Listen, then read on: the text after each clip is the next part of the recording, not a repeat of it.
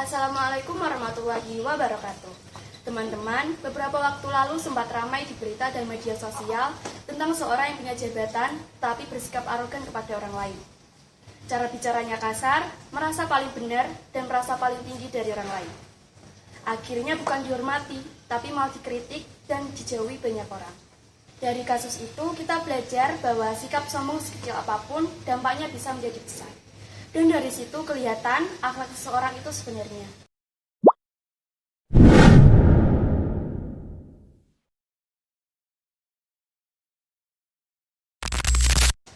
Nah, di episode podcast Akidah Akhlak hari ini, kita mau ngobrolin sikap yang kebalikannya dari sikap sombong, yaitu tawadu atau rendah hati. Aku Renata, dan aku ditemani sama 3 temanku, yaitu Feby, Prista, dan Nahya. Oke, langsung aja aku mulai dari Nahya dulu.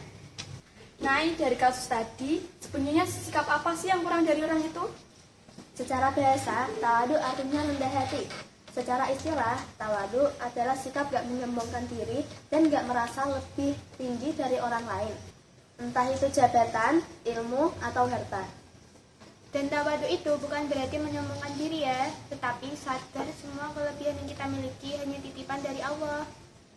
Jadi tetap percaya diri, tidak arogan, dan tetap menghargai orang lain.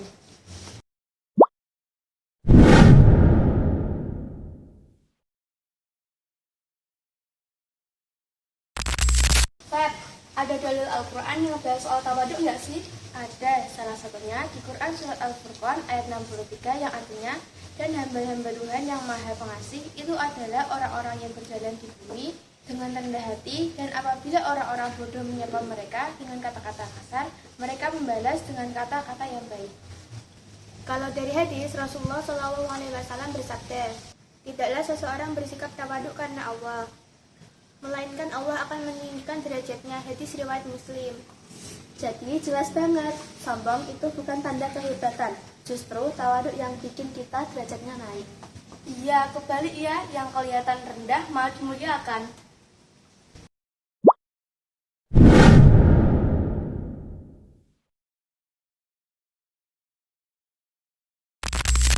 Sekarang kita balik lagi ke kasus nyata. Fris, menurut kamu pelajaran apa sih dari kasus di berita tadi?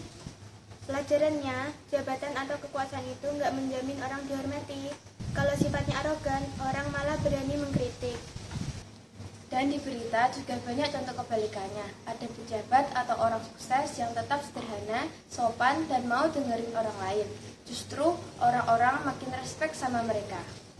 Berarti sikap tawadu itu bukan cuma teori, tapi kelihatan banget dampaknya di kehidupan nyata.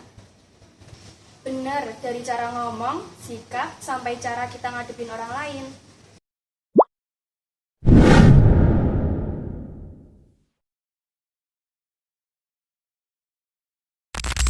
Menurut kalian, manfaat tawadu apa aja sih? Pasti lebih disukai orang, karena nggak bikin ngerasa direndahin. Hidup jadi lebih tenang, nggak capek buat ngebuktiin diri paling hebat. Dan yang paling penting, tawadu bikin kita lebih dekat sama Allah. Setuju banget sih. Dari kasus yang lagi ramai sampai dengan dalil Al-Quran dan hadis, kita bisa simpulin bahwa sikap tawadu itu penting banget dalam kehidupan sehari-hari.